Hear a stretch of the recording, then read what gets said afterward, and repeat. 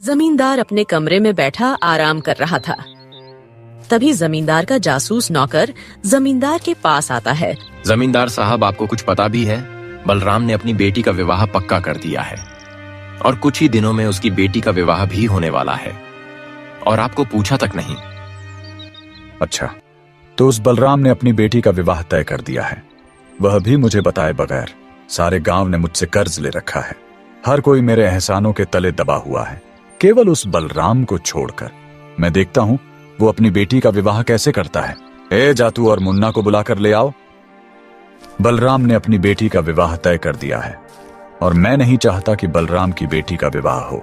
तुम दोनों चुपचाप रामू के घर जाओ और सारा जेवर चुरा कर ले आओ जो बलराम ने अपनी बेटी के विवाह के लिए बनवाया है। एक बार वह जेवर मेरे हाथ लग जाए, फिर देखता हूं बलराम अपनी बेटी का विवाह कैसे करता है। तुम देखना मेरे सामने आकर नाक रगड़ेगा कर्ज मांगने के लिए।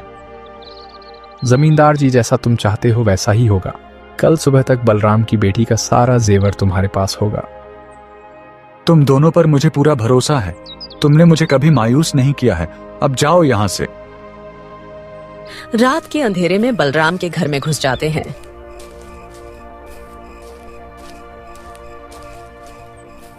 और बलराम की बेटी का सारा जेवर चुरा कर भाग जाते हैं और जेवर ले जाकर जमींदार को दे देते हैं।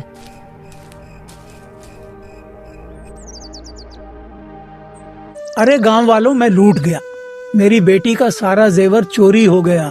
मैंने और मेरे बेटे ने दिन रात मेहनत करके अपनी बेटी के विवाह के लिए जेवर बनवाया था, लेकिन कोई कमबख्त उन जेवरों को चुरा कर ले गया। अरे पर तो मेरी बेटी की शादी है, अब मैं लड़कों को क्या जवाब दूंगा? बलराम, अब इस तरह से रोने से कुछ नहीं होगा। थोड़ा सब्र करो भाई, ईश्वर जरूर कोई रास्ता निकालेगा। हाँ पिताजी, काका बिल्कुल सही कह रहे हैं। जो होना था वह तो हो गया, अब रोने से कुछ नहीं होगा। हमें किसी तरह इंतजाम करके दीदी के लिए फिर से जेवर बनवाने होंगे। बेटा, जेवर कहाँ से बनवाएं? अब तो दूर दूर तक कुछ नहीं दिखाई दे रहा। पिताजी, हमें कहीं ना कहीं से तो इंतजाम करना ही होगा ना। विवाह तो हम तोड़ नहीं सकते। अगर यह विवाह टूट गया तो बहुत बदनामी हो जाएगी। बलराम, तू एक काम कर, जमींदार से कुछ पैसे कर्ज पर ले ले, बेटी के विवाह के बाद लौटा देना। पिताजी, काका बिल्कुल सही कह रहे हैं। आप अभी जमींदार के पास चले जाओ और उनसे पैसे ले आओ। आओ बलराम, आओ। आज मेरे घर के दर्शन कैसे? सब ठीक तो है? हुजूर, कुछ भी ठीक नहीं है। परसों मेरी बेटी का विवाह है।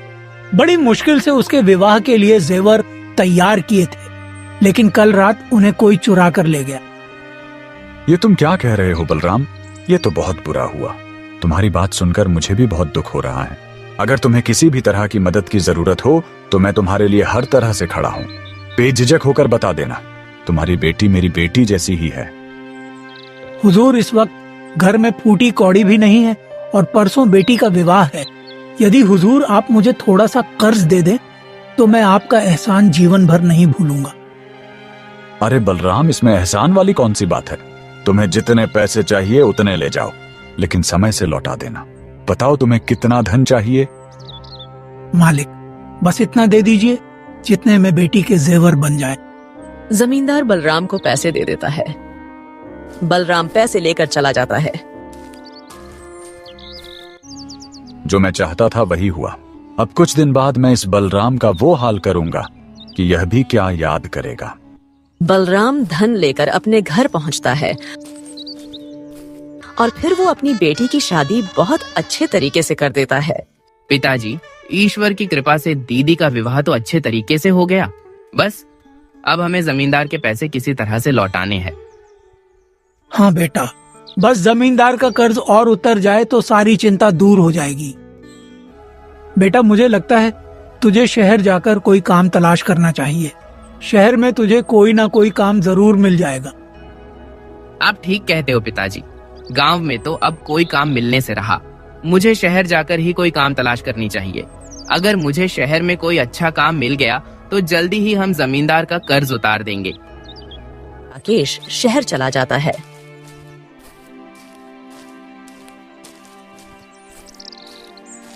1-2 दिन में ही उसे शहर में बहुत अच्छा काम मिल जाता है। कुछ ही दिनों में राकेश बहुत अच्छा पैसा कमा लेता है और उन पैसों को लेकर राकेश गांव वापस लौट आता है।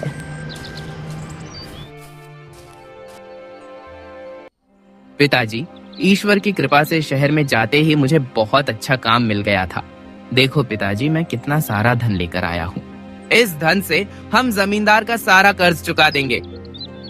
बेटा, मेरी ईश्वर से यही दुआ थी कि तुम्हें शहर में जाते ही कोई अच्छा काम मिल जाए जिससे हम जमींदार का कर्ज चुका सकें। पिताजी, यह धन ले जाइए और जमींदार का पैसा लौटा दीजिए। मैं शहर वापस जा रहा हूँ, मुझे वहाँ बहुत जरूरी काम है। आप अपना ख्याल रखना। हुजूर, मैं आपका धन लौटाने आया हूँ। आपने मुश्किल समय में मेरी मदद की, इसके लिए मैं आपका बहुत बहुत आभारी हूँ। आपका एहसान जीवन भर मेरे ऊपर रहेगा। अगर आधी रात को भी आपको मेरी जरूरत पड़े तो बता देना, मैं दौड़ा चला आऊंगा। अरे बलराम, तुम कैसी बातें कर रहे हो? अरे तुम हमारे गांव वासी हो, अगर मैं तुम्हारी मदद नहीं करूंगा तो कौन करेगा? बलराम, वैसे तुम वादे के पक्के हो, समय से पहले ही मेरा पैसा ब्याज सहित लौटाने आ गए। वैसे आजकल कर क्या रहे हो तुम? जमींदार साहब, मैं तो कुछ नहीं कर रहा, लेकिन मेरा बेटा राकेश शहर में काम करने लगा है। बस उसकी मेहनत की वजह से ही मैं आज आपके पैसे लौटाने आया हूँ। अच्छा, तो तुम्हारा बेटा राकेश शहर चला गया? बहुत अच्छे जी, बहुत अच्छे। तुम्हारा बेटा तो बहुत होनहार निकला बलराम, वरना शहर में तो ज्यादातर लोग धक्के खाकर ही आ जाते हैं। सब ईश्वर की कृपा है और आप लोगों का आशीर्वाद। वो तो है बलराम, मैं तुम्हें लिख कर दे देता हूँ कि तुमने मेरा पैसा ब्याज सहित लौटा दिया है और तुम पर मेरा अब कोई पैसा नहीं रहा है। मालिक, आप तो जानते ही हैं मैं पढ़ा लिखा हूँ नहीं, फिर भला मैं दस्तखत कैसे कर सकता हूँ? मुझे आप पर पूरा भरोसा है। आपने जो भी लिखा होगा सही ही लिखा होगा। लाए, मैं अंगूठा लगा देता हूँ। बलराम उस पर्चे पर अंगूठा लगा देता है और फिर पर्चे को अपने घर ले जाता है। बलराम के जाने के बाद जमींदार अपने नौकर से कहने लगता है, ये बलराम अनपढ़ गवार अंगूठा टेक, ऐसे पता ही नहीं है कि उस पर्चे में लिखा क्या था। अरे उस पर्चे में लिखा था कि बलराम मुझे इस महीने तक की मोहलत मांग रहा है, अगले महीने वह मेरा पैसा ब्याज सहित लौट आएगा। यदि वो मेरा पैसा नहीं लौट आएगा तो उसका सारा घर मेरा हो जाएगा। बलराम, हमको जमींदार साहब ने भेजा है। तुमने जो जमींदार साहब से कर्ज लिया था उसको लौटाने का समय आ गया है। लाओ वो कर्ज हमें ब्याज सहित वापस लौटाओ। अरे ये तुम कैसी बातें कर रहे हो? मुझ पर जमींदार जी का कोई कर्ज नहीं है। जो कर्ज मुझ पर था मैंने कब का लौटा दिया भाई। अगर तुमने जमींदार साहब का पैसा लौटा दिया है तो फिर उन्होंने हमको तुम्हारे पास पैसा लेने क्यों भेजा है? अब ज्यादा नौटंकी मत करो, सीधी तरह पैसे दो, वरना अभी घसीटते हुए जमींदार के पास ले जाएंगे। भाई, ईश्वर के लिए मेरा विश्वास करो, मैंने जमींदार का कर्ज कब कहाँ लौटा दिया है। तुम एक बार जमींदार जी से सही से मालूम करके आओ भाई कि तुम्हें उन्होंने किसके पास भेजा है। तू क्या हमको बेवकूफ समझ रहा है? ये इस तरह से पैसा नहीं देगा। इसको उठाओ और जमींदार के पास ले चलो। चलो। देखिए ना हुजूर, आपके आदमी मुझे जबरदस्ती आपके पास ले आए। ये कह रहे हैं कि मुझ पर आपका कर्जा है। अरे इनको समझाइए ना, मैंने आपका कर्जा कब का लौटा दिया है। मैंने ही अपने आदमियों को तुम्हारे पास भेजा था और तुमने मेरे पैसे कब वापस लौटा दिए? कहीं ख्वाब में तो नहीं लौटा दिए? बलराम, ख्वाबों की दुनिया से बाहर आओ और ब्याज सहित आज ही मुझे मेरे पैसे वापस करो। अरे मैंने सोचा था कि तुम बगैर कहे मेरे पैसे लौटा दोगे, लेकिन तुम तो मेरे पैसे ही मारने के ताल में हो। मैं सिर्फ आज का समय देता हूँ। अगर कल तक तुमने मेरा पैसा ब्याज सहित नहीं लौटाया तो मैं तुम्हारे घर पर कब्जा कर लूंगा। क्या समझे? जमींदार साहब, मैं आपका बहुत सम्मान करता था, आपको बहुत ईमानदार और नेक इंसान समझता था, लेकिन मैं गलत था। तुम एक नंबर के धोखेबाज और झूठे इंसान हो। तुम मुझ जैसे गरीब आदमी पर जुल्म कर रहे हो। देखना, एक दिन तुम्हें इसकी सजा जरूर मिलेगी। बलराम, तू अपनी हद पार कर रहा है। जितनी तेरी औकात है ना, सिर्फ उतना ही बोल। अपने ये जुमले किसी और को सुनाना, इससे पहले कि मुझे गुस्सा आ जाए। तू यहाँ से चला जा और सीधी तरह कल शाम तक ब्याज के साथ मेरा पैसा मुझे लौटा देना। जमींदार की बात सुनकर बलराम चुपचाप अपने घर आ गया। वो पूरी रात चारपाई पर लेटा करवटें बदलता रहा, लेकिन उसे नींद नहीं आई। नींद तो उसकी आंखों से कोसों दूर थी। सुबह होते ही बलराम गांव के मुखिया के पास जाता है और मुखिया को अपनी सारी बात बताता है। बलराम, तुम्हारी बात सुनकर मुझे बहुत दुख हो रहा है, लेकिन बिना ठोस सबूत के मैं तुम्हारी मदद नहीं कर सकता हूँ। हमें गांव में पंचायत इकट्ठी करनी होगी, तभी पता चलेगा कि क्या झूठ है और क्या सच है।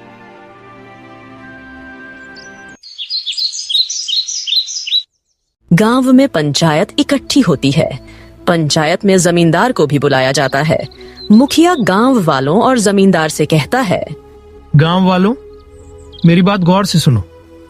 बलराम ने जमींदार जी पर आरोप लगाया है कि बलराम ने अपनी बेटी के विवाह पर जमींदार जी से जो कर्ज लिया था, वो कर्ज बलराम जमींदार जी को कब का दे चुका है। लेकिन जमींदार जी का कहना है कि बलराम ने अभी उन्हें उनका कर्ज नहीं लौटाया। जमींदार जी अपनी सफाई में कुछ कहना चाहते हैं। मुखिया जी, आप तो मेरी ईमानदारी के बारे में अच्छी तरह से जानते हैं। ये बलराम अभी कुछ समय पहले मेरे सामने खड़ा होकर रो रहा था, अपनी मजबूरी बता रहा था। मुझे इस पर तरस आ गया और मैंने इसे बगैर कुछ गिरवी रखे कर्ज दे दिया। और जब लौटाने का समय आया तो यह आनाकानी कर रहा है, बल्कि मुझे ही झूठा साबित कर रहा है। मुखिया जी, ये एक नंबर का झूठा और धोखेबाज इंसान है। इसकी बात पर बिल्कुल भी विश्वास मत करो। मेरे बेटे ने दिन रात मेहनत मशक्कत करके शहर से पैसे भिजवाए थे ताकि हम जमींदार के कर्ज से मुक्त हो सके। मैंने इसकी पाई पाई चुका दी है। बलराम, चलो ठीक है, हम मान लेते हैं कि तुमने जमींदार का कर्ज चुका दिया। क्या तुम्हारे पास इस चीज का कोई सबूत है जिससे साबित हो सके कि तुमने कर्ज चुका दिया है? बिल्कुल मुखिया जी, मेरे पास सबूत है। मुझे कुछ समय दीजिए, मैं अभी वो सबूत लेकर आता हूँ। मुखिया जी, ये पर्चा ही वो सबूत है जिसमें लिखा है कि मैंने जमींदार जी के पैसे ब्याज सहित वापस लौटा दिए। इस पर जमींदार जी के दस्तखत भी हैं और मेरा अंगूठा भी लगा हुआ है। अरे बलराम, तुम्हें पता भी है इस पर्चे में लिखा क्या है? इस पर्चे में लिखा है कि जमींदार जी ने तुम्हें इस महीने मोहलत दे रहे हैं। यदि इस महीने में तुमने जमींदार का कर्ज ब्याज सहित नहीं लौटाया तो तुम्हारा घर जमींदार जी का हो जाएगा। कह रहे हो मुखिया जी? लेकिन जमींदार जी ने तो मुझे कुछ और ही बताया था। जमींदार ने तुम्हें क्या बताया था बलराम? इन्होंने तो मुझसे कहा था कि बलराम, मैंने इस पर्चे में लिख दिया है कि तुमने अपना सारा कर्ज चुका दिया है, अब मुझ पर जमींदार का कोई बकाया नहीं है। फिर इन्होंने मुझसे इस पर्चे पर अंगूठा लगवा लिया। जमींदार ने मेरे अनपढ़ होने का फायदा उठाया। ऐ बलराम, बहुत हो गया। कब से तुम मुझे भरी पंचायत में बदनाम करने की कोशिश कर रहे हो। एक तो मैंने तुम्हें कर्ज दे दिया और तुमने अपनी बेटी का विवाह कर दिया। तुम मेरा एहसान मानने की जगह मुझ पर झूठे आरोप लगा रहे हो। आखिर तुम साबित क्या करना चाहते हो? तुम्हें लगता है इस तरह नाटक करके तुम मेरा पैसा नहीं लौटाओगे? मुखिया जी, इसे अच्छी तरह से समझा दो। या तो यह आज मेरा पैसा ब्याज के साथ वापस लौटा दे, वरना मैं अपने आदमियों को भेजकर इसकी भांजड़ घर से बाहर फेंकवा दूंगा और घर पर कब्जा भी कर लूंगा। बलराम, मैं मजबूर हूँ। हर चीज को देखकर यह साबित हो रहा है कि जमींदार जी सच बोल रहे हैं और तुम झूठ। लेकिन फिर भी मैं तुम्हें कल तक का समय देता हूँ यह साबित करने के लिए कि तुम सच बोल रहे हो। अगर तुम कल तक साबित नहीं कर पाए तो जमींदार जी तुम्हारे घर पर कब्जा कर लेंगे। मैंने कभी किसी का बुरा नहीं चाहा, किसी के साथ बेईमानी नहीं की, फिर मेरे साथ ये सब क्यों हो रहा है? हे ईश्वर, मेरी मदद करो, मुझे इस मुश्किल से निकाल दो। हे प्रभु, आप तो अच्छी तरह से जानते हैं कि जमींदार सरासर झूठ बोल रहा है। बलराम न जाने क्या क्या सोच रहा था कि तभी किसी ने घर के बाहर से बलराम को आवाज दी। आवाज क्यों लगा रहे थे? क्या काम है तुम्हें मुझसे? चाचा, मेरा नाम कृष्ण है। मैं आपके बराबर वाले गांव में रहता हूँ। आपका बेटा राकेश और मैं दोनों शहर में काम करते हैं। मैं किसी जरूरी काम से गांव जा रहा हूँ। आपके बेटे ने कुछ पैसे भेजे हैं आपके खर्चे के लिए। आओ बेटा कृष्ण, अंदर आओ। तुम बहुत लंबा सफर तय करके आए हो। बेटा, आज तुम यहाँ रहकर आराम करो, कल सुबह चले जाना। तुम बलराम के मित्र हो, इसलिए तुम मेरे बेटे के जैसे ही हो। कृष्ण रात भर रुकने के लिए राजी हो जाता है। फिर बलराम अपनी सारी कहानी कृष्ण को सुना देता है कि किस तरीके से जमींदार ने उसके अनपढ़ होने का फायदा उठाया और अब उसे गांव वालों के सामने बदनाम करने की कोशिश कर रहा है। बलराम की बात सुनकर कृष्ण कहने लगा, यह तो आपके साथ बहुत अन्याय कर रहा है चाचा, लेकिन आप परेशान मत हो। मैं कल आपके साथ पंचायत में चलूंगा और उस झूठे बेईमान जमींदार को वो मजा चखाऊंगा कि वह भी याद करेगा। तुम देखना, भरी पंचायत में मैं उसे बेईमान साबित करके दिखाऊंगा। फिर वो कभी किसी गांव वालों को मुंह भी दिखाने लायक नहीं रहेगा। बेटा, यदि तुम मेरे साथ कल पंचायत में चलोगे तो मेरी आधी परेशानी दूर हो जाएगी, क्योंकि तुम पढ़े लिखे हो, लोगों से सही तरीके से बातें कर सकते हो। अगर आज मैं पढ़ा लिखा होता तो मुझे यह दिन नहीं देखना पड़ता।